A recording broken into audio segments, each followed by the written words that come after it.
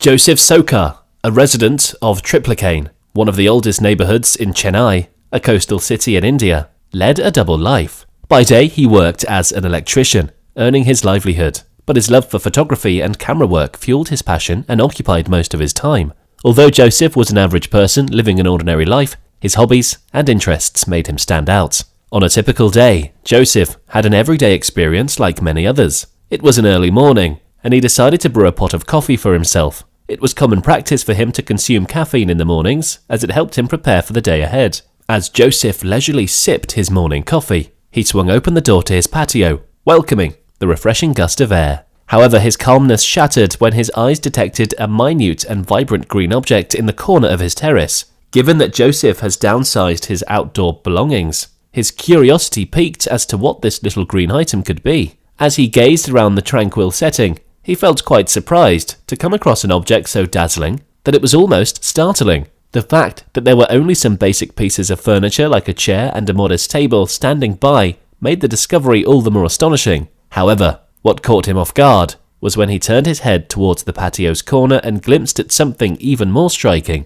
Gradually, he began to comprehend the sheer magnificence of what lay before him, causing his eyes to open wide with awe and amazement. To Joseph's surprise, he discovered not one but 4 of the most beautiful parakeets in the world. The 4 little emerald green creatures stood side by side, showing off their bright feathers. Their vivid green hues were unlike any colour Joseph had seen in nature before. These parakeets belonged to the species that flourish in warm and temperate climates and are small in size. Such clever birds are found in abundance in India. Although Joseph had seen parakeets frequently, witnessing them in such proximity appeared strange. What made them go there? It was undoubtedly an odd and puzzling set of events. Why they would fly away as Joseph neared them. Parakeets are common in this area, but Joseph recalled his first contact with one, noting that they typically kept to themselves and didn't bother anyone.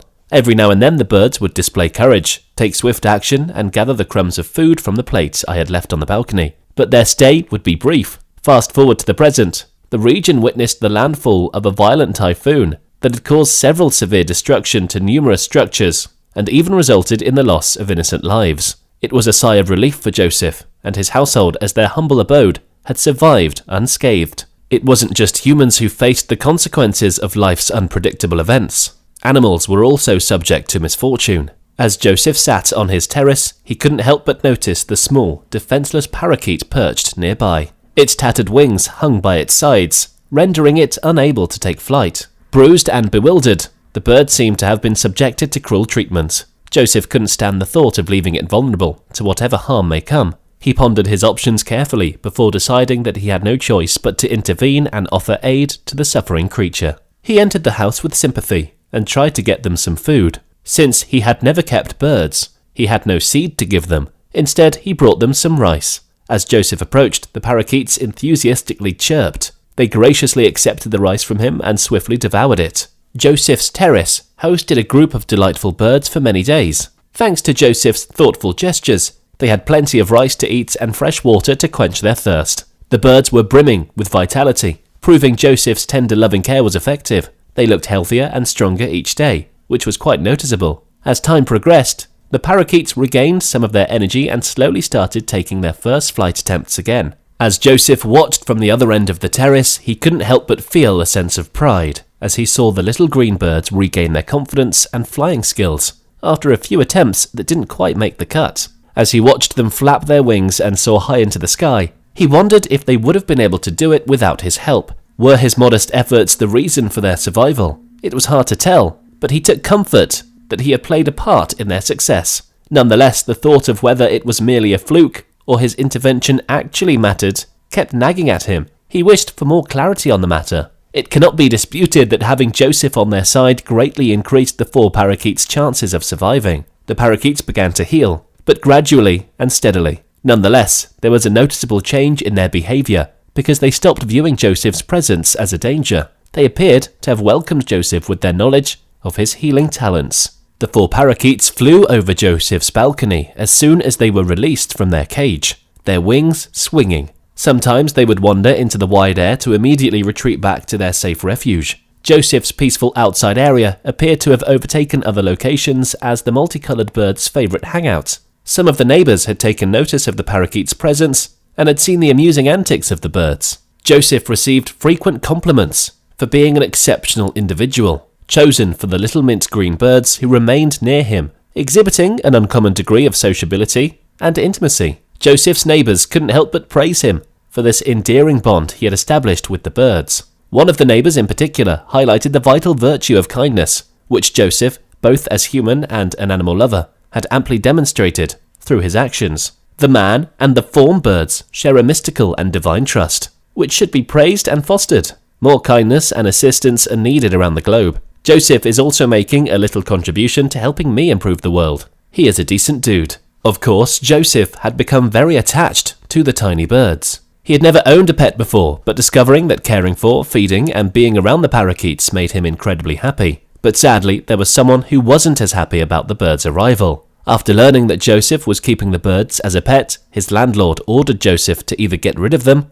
or leave the rental house. Joseph stated that they were on the terrorist's property, exposed to the elements and wildlife. As Dew and Joseph awakened one morning, they went to the terrace, where they noticed something depressing. One by one, the 4 parakeets who were perched on the edge of the fence flew away. This time, when they departed toward the ocean, Joseph grimaced. He had done his part, shown kindness to the other people, and improved the lives of those 4 small birds.